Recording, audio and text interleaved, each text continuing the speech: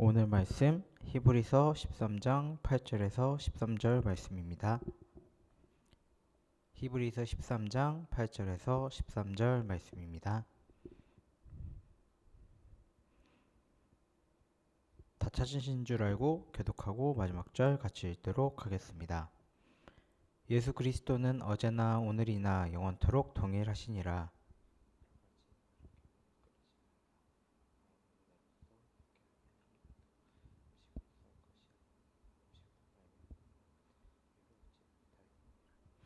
우리는 제단이 있는데 장막에서 섬기는 자들은 그 제단에서 먹을 권한이 없나니 이는 죄를 위한 짐승의 피는 대제사장을 바치고 성소에 들어가고 그 죄는 영문 밖에서 불사름이라. 그러므로 예수도 자기 피로써 백성을 거룩하게 하려고 성문 밖에서 고난을 받으셨느니라. 같이 읽겠습니다. 그런즉 우리도 그의 치욕을 짊어지고 영문 밖으로 그에게 나아가자. 목사님 나오셔서 말씀 전해주시겠습니다.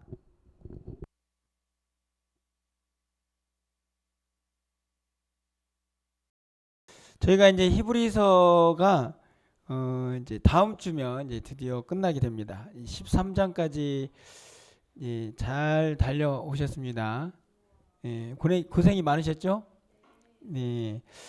히브리서를 통해서 여러분들이 뭘 깨달았는지 잘 모르겠지만 어떻든지 간에 다음 주에 히브리서를 이제 마무리를 하고 제 생각은 3월 마지막쯤 해가지고 히브리서 전체 퀴즈 대회를 하면 어떨까 하는 생각을 해보게 됩니다.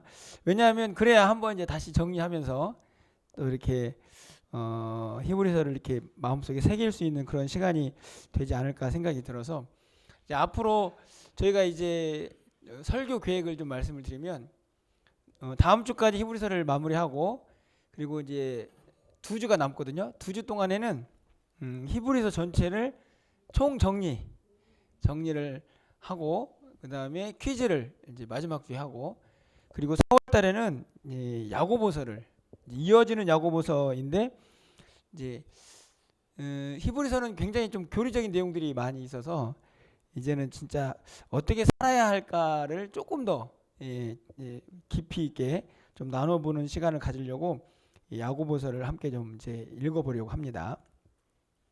자, 오늘은 히브리서 13장의 13절까지 이제 내용인데 거기 이제 후반부만 읽었거든요. 근데 오늘 본문도 사실은 이렇게 20분 안에 해결하기가 매우 곤란한 그런 성경이에요. 왜냐하면 보시면 내용이 진짜 어마무시하게 많아요. 그래서 고민이 많이 됐어요. 어떻게 해야 될까 생각이 들었는데 여러분들이 이제 우리에게는 셀 모임이 있으니까 저는 간단하게 요약을 해드리고 여러분이 셀 모임에서 뭔가 좀 이런 표현이 맞진 않지만 승부를 걸어보시기를 바랍니다. 리더들하고 함께. 자, 준비가 되셨죠? 네.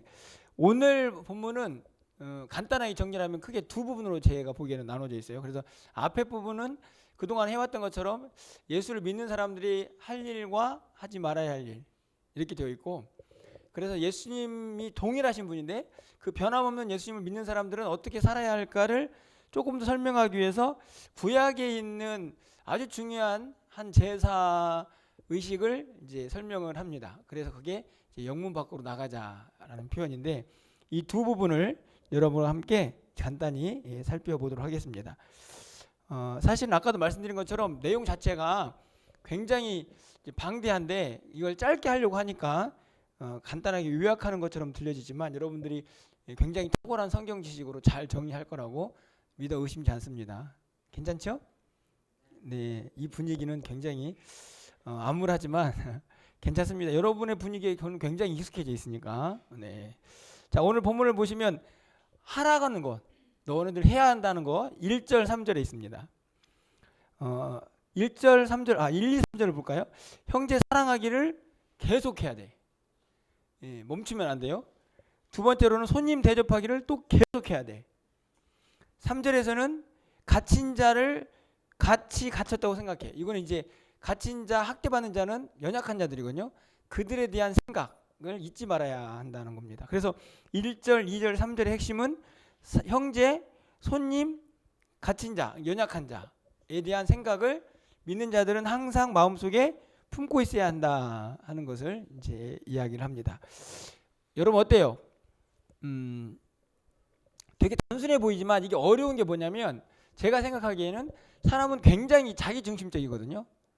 자기를 먼저 생각하게 되어 있어요. 그냥 왜냐하면 구조 자체가 그래. 인간은 약간 죄성이 들어오면서 상대방보다는 나를 먼저 생각하는 습관들이 있을 수밖에 없는데 성경은 계속해서 우리의 시선을 내가 아니고 다른 사람을 향해서 보라고 얘기하거든요. 이게 진짜 어려워요. 사실 우리가 이제 예수 믿으면 주님만 바라본다 이렇게 생각하지만 오히려 성경은 주님 바라보는 시선을 확정 지은 다음에는 오히려 그 시선이 계속해서 세상을 향해서 믿지 않는 자들 향해서 어려운 자들 향해서 이웃을 향해서 가도록 우리에게 계속 요구를 하세요. 오늘 본문도 마찬가지예요. 형제, 손님, 갇힌 자 다 내가 아니잖아요. 그죠? 상대방을 생각하기가 쉽지 않지만 여러분들은 여러분의 시선을 상대방을 향해서 이웃을 향해서 또 우리 공동체에 있는 형제자매들 향해서 바꿀 수 있는 사람들이 되어야 합니다. 이렇게 이야기를 합니다. 우리 수환이 지환이는 쌍둥이잖아요. 그죠? 거의 한 몸 같지? 안 그래요? 어때요? 근데 서로를 항상 생각합니까?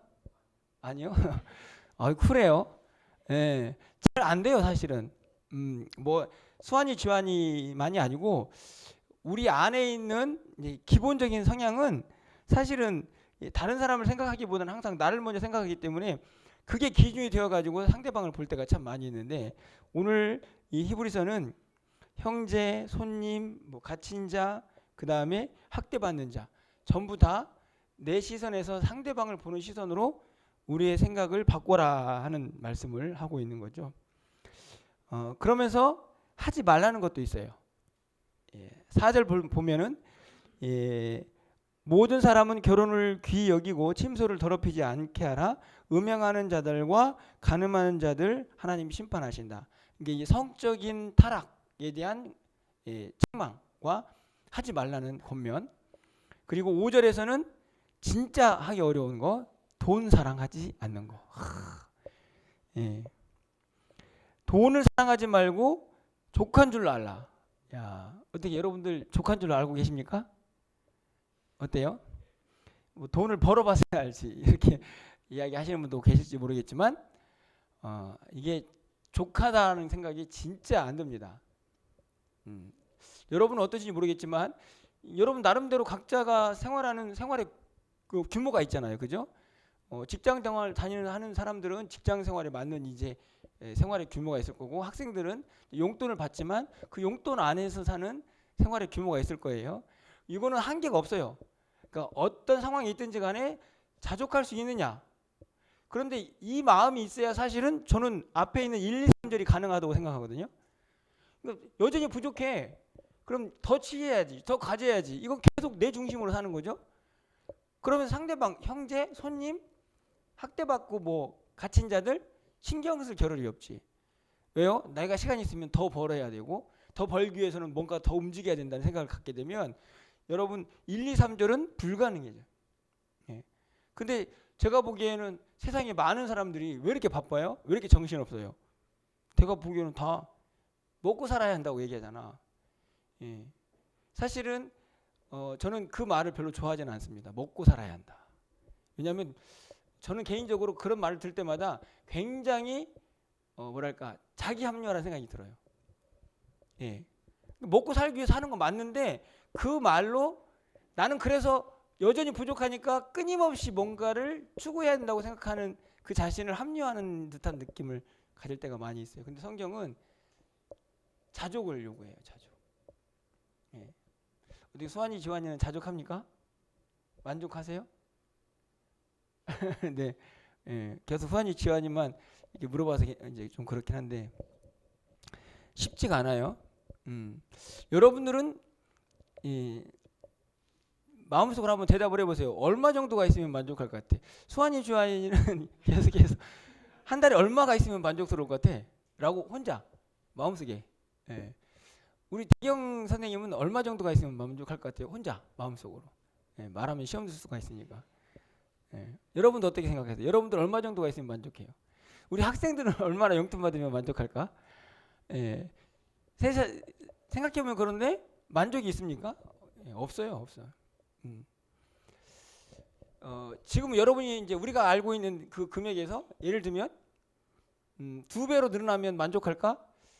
물론 어떤 뭐 한두 달 정도는 우와 많아졌네 이런 생각이 들겠지만 다음부터는 반드시 그 2배 걸맞는 씀씀이가 돼가지고 만족이 안 돼요. 그게 인간이거든요. 예.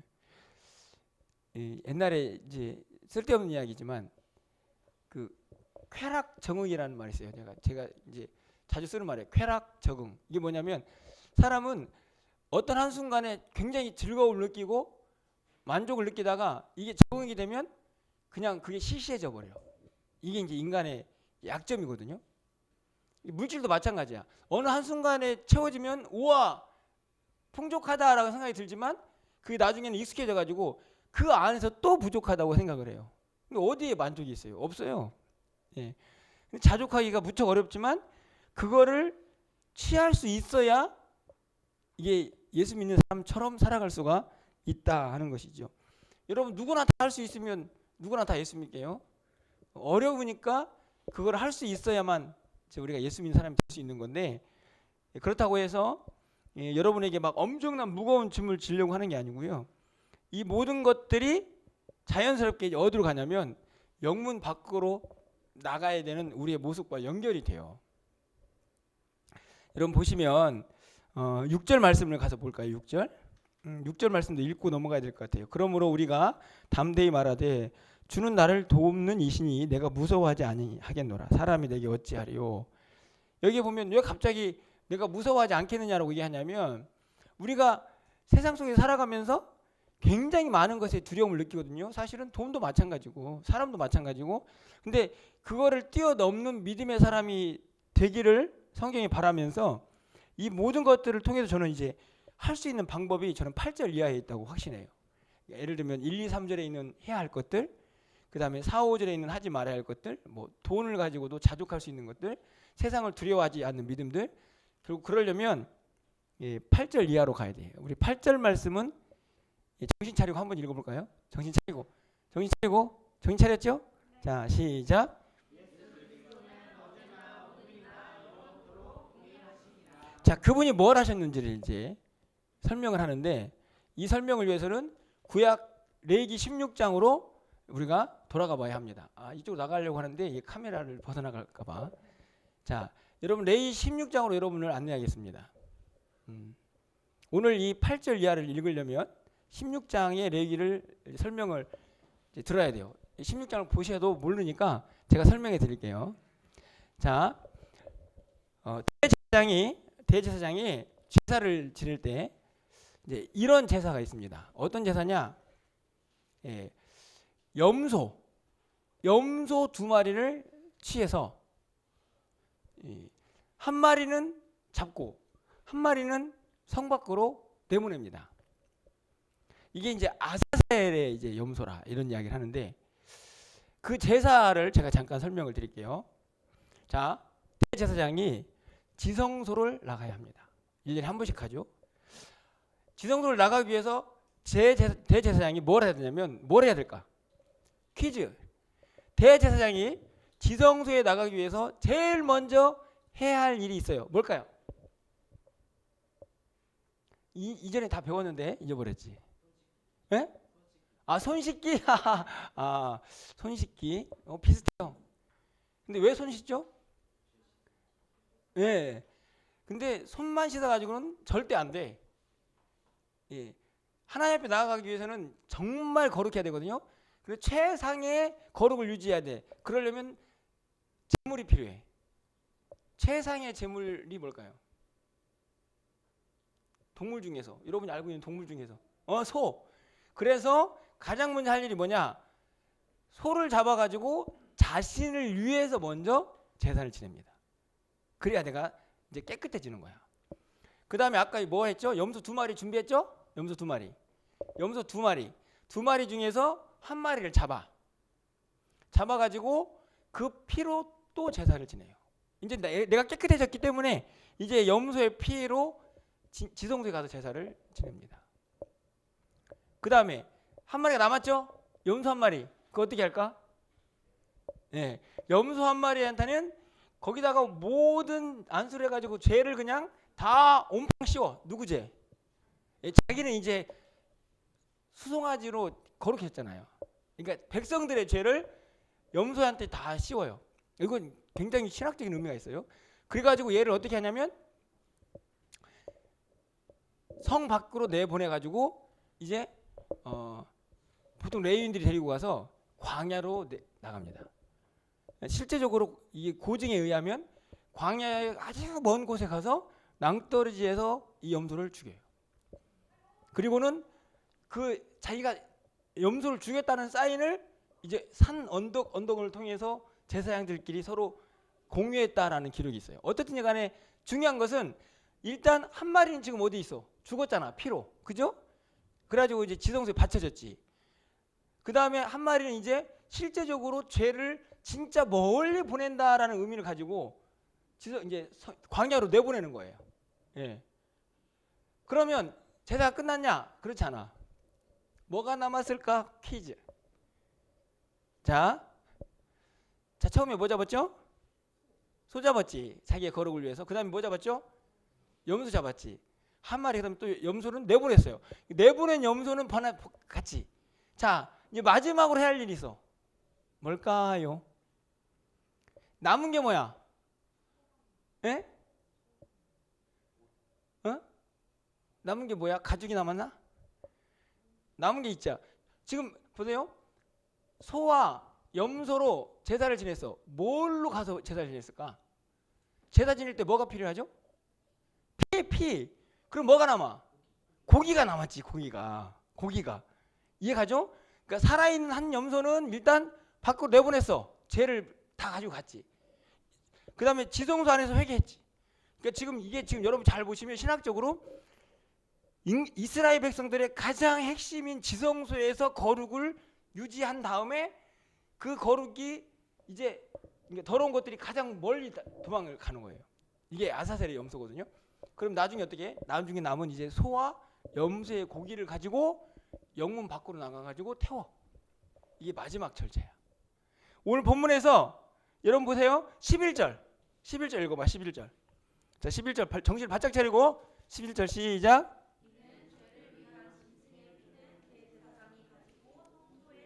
예. 이해 가시죠? 피는 제사를 지냈고 이제 고기가 남았잖아. 요것도 가가지고 영문 밖에서 불살라야 돼. 예, 이게 이제 절차의 이제 마지막 제사의 절차의 끝이에요. 자, 그런데 그게 끝이 아니잖아요. 12절로 가볼까요? 12절. 자, 그러므로 자 수완지완 정신 차리고 그러므로 12절 함께 읽겠습니다. 시작.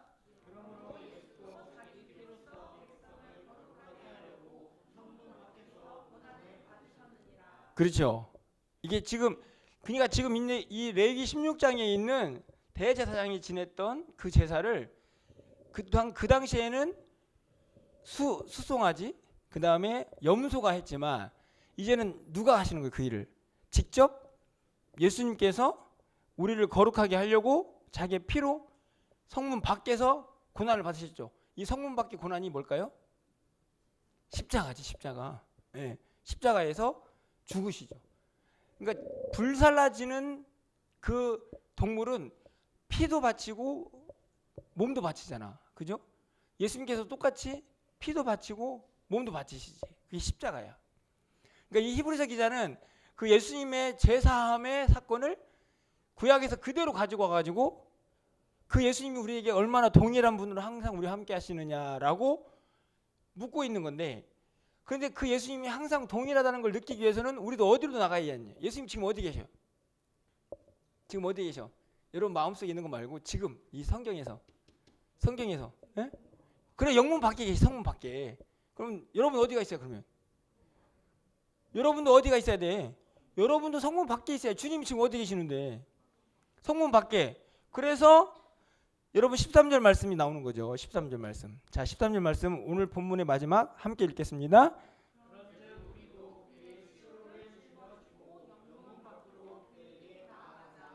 영문 밖으로 나가는 이유가 뭐예요? 그분이 거기에 계시니까. 되게 단순해. 그런데 문제는 그냥 나가면 안 돼. 뭘 짊어지고 가야 돼? 예? 누구의 치욕이야? 예수님의 치욕. 예수님이 어떤 치욕을 당하셨어요? 죄 없는 분이 우리의 죄 때문에 십자가를 지셨죠. 예? 사람들이 비난하고 조롱하고 온갖 멸시를 다 당하셨어요. 그런데 우리는 왜 그 치욕을 짊어져야 돼? 예수님께서 우리의 죄를 다 사하셨는데. 여기에 이제 우리의 가장 큰 고민이지.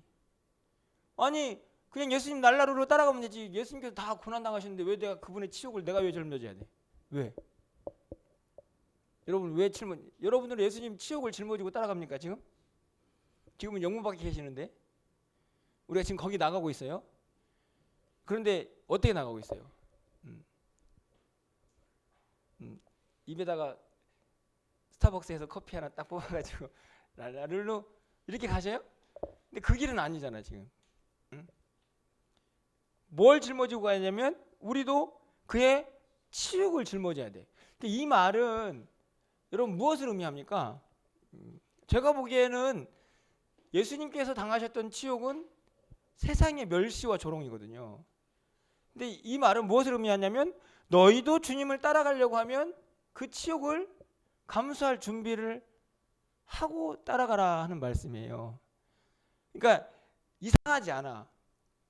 그 치욕을 멸시를 당하는 게 이상하지가 않아. 근데 이 말씀을 가지고 다시 위로 올라가 봐요. 우리 1절, 2절, 3절, 4절, 5절, 6절까지. 예? 어때요? 형제를 돌보고, 예? 억울한 자들 살피고, 돈을 사랑하지 않고, 음행하지 않고, 그 다음에 세상 사람들 두려워하지 않고, 이 모든 것들이 사실은 주님을 따라가는 그 길에 우리 앞에 닥쳐오는 우리가 해야 할 일들의 연속이죠. 그냥 편안하게 갈 수 있는 길이라면 누구든지 갈 수 있겠지만 그 길은 그분의 치욕을 짊어지고 가야 할 영문 밖의 길이라는 말씀이에요. 사실은 영문 밖 자체가 이미 외롭고 쓸쓸한 곳일 수 있죠. 그렇잖아요. 제가 옛날에 이 본문을 읽으면서 그런 비유를 들었던 적이 있어요. 여러분들 우리가 지금 서울에 살잖아요.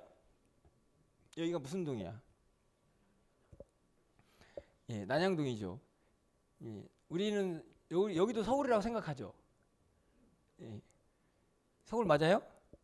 행정구역상으로는 서울이지. 진짜 서울은 여기가 아니죠. 옛날에 한양 들어보셨어요? 한양? 한양은 어디를 말하는 거야? 그렇죠. 사대문 아니야. 그 사대문 안에 사는 사람들이 서울 사람들이고 우리는 변두리 사람들이야. 대단히 죄송하지만 자존심 상하죠?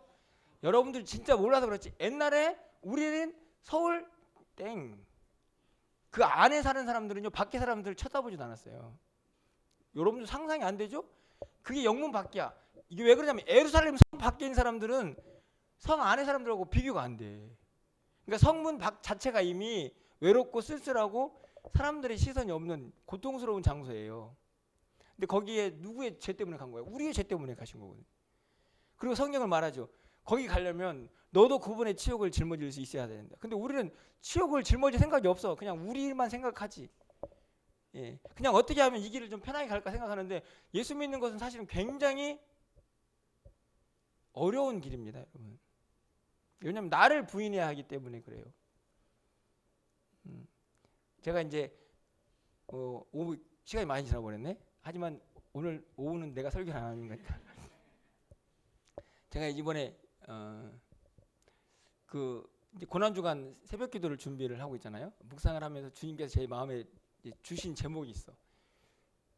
근데 그때 떠올린 단어가 있어요. 복음은 살벌하다. 여러분이 이제 급진적이라는 단어를 쓸 때 이게 레디컬이라는 단어를 많이 쓰거든요. 근데 복음이 레디컬이라는 단어를 많이 써요. 근데 그 말이 저는 한편에 생각해 보면 급진적이라는 말도 있지만 살벌해. 여러분 복음이 살벌하다. 이해하세요? 복음이 어떻게 살벌해? 복된 소식인데. 응? 어떻게 살벌해요? 복음이? 살벌해요. 살벌해. 얼마나 살벌한지 제가 가르쳐 줄게요. 이번 고난주간의 주제야. 갈라디아서 2장 20절 여러분 잘 아시죠? 예. 내가 십자가에 그리스도와 함께 못 박히잖아. 살벌하죠? 안 살벌해? 나는 그 본문을 새벽에 떠올리면서 와 진짜 그래가지고 이번 고난주간의 타이틀을 살벌한 복음 이렇게 할까 하다가 정말 살벌하게 생각할까 봐 안 잡았는데 여러분 생각해보면요 복음은 살벌합니다. 바울 사도가 뭐라고 얘기하면 나는 날마다 살벌하죠? 안 살벌해? 나는 살벌한데. 근데 되게 많은 사람들이 복음을 너무 고상하게 생각하는 거예요. 예, 물론 오늘 설교도 했지만 복음은 좋은 것입니다. 우리의 생명을 살렸으니까. 그런데 그 복음의 길을 가는 것은요 정말 살벌합니다. 왜 살벌하냐면 주님이 당하셨던 치욕을 나도 짊어지겠다는 각오가 없으면 진짜 그리스도인이 되기는 쉽지가 않기 때문이죠. 여러분 모두에게 사실은 고상한 그리스도인으로 살고 싶은 여러분에게 살벌한 이야기를 하면 굉장히 힘들 수도 있겠지만 여러분 꼭 기억하셔야 합니다. 그러니까 대충 고상하게 예수를 믿고자 한다면 그렇게 믿을 수도 있어요. 그렇다고 해서 구원 못 받는 건 아니라고 생각해. 복음이 그 얘기를 하고 있으니까. 그런데 진짜 주님을 따르려면 주님의 십자가를 지고 가야 합니다. 지고 가는 것은 치욕스럽습니다. 십자가 자체가 이미 치욕이야. 그렇잖아요. 십자가의 형틀은 로마에서도 가장 치욕스러운 형벌이에요. 가장 무서운 형벌이기도 하지. 근데 그 형벌을 주님이 왜 당하셨어요? 지금 졸고 있는 여러분 때문에 당하셨단 말이에요. 예. 근데 그 치욕스러운 십자가를 나도 지겠다고 따라가려면 그게 십자가에 나를 못 박아야 하니까 살벌하죠. 예. 여러분 오늘 설교가 어떻게 여러분에게 들려올지 모르겠지만 여러분 꼭 기억하셔야 합니다. 그 영문 밖으로 가야 우리가 주님을 만날 수 있어요. 여기서 만난다는 얘기는 단순히 멀리서 바라보는 게 아니고 그분과 친밀하게 교제하는 것을 의미합니다. 가장 가까이 가려면 우리도 십자가를 지고 그분이 계신 곳에 가야 합니다. 그런데 그 삶은 쉽지 않을 수도 있어요. 예, 그래도 우리는 가야 합니다. 주님이 거기에 계시기 때문이죠. 여러분 모두가 오늘 8절 말씀에 그리스도는 언제나 동행하고 영원토록 함께 하신다라고 말씀하셨는데 그 자리에 계세요. 우리를 만나시기 위한 자리죠. 여러분이 그 자리에 나가는 것을 두려워하지 않기를 바라고 그 길을 갈 수 있는 힘도 주님이 주시니까 담대하게 그 믿음 가지고 여러분 안에 있는 그 구원의 기쁨 안에서 그 영문 밖으로 힘차게 우리 모두가 함께 나갈 수 있는 그런 신앙생활 되었으면 좋겠고 그것은 두리뭉실한 게 아니고 구체적인 우리의 삶의 결단이 필요하다는 것을 여러분이 항상 기억하시면서 그 영문 밖으로 우리 모두가 같이 나아갈 수 있기를 소망해 봅니다. 기도하겠습니다. 사랑의 하나님, 오늘 본문은 참 많은 것을 생각하게 합니다. 영문 밖에서 그 초라하고 소외된 곳에서 가장 치욕스러운 십자가를 지셔야 했던 그 주님이 오늘 우리를 위하여 피를 흘리셨다는 사실을 우리는 얼마나 믿음으로 고백하며 그 주님과 함께하고 있는지 다시 한번 우리의 믿음을 살피는 이 시간이 되게 하여 주시옵소서.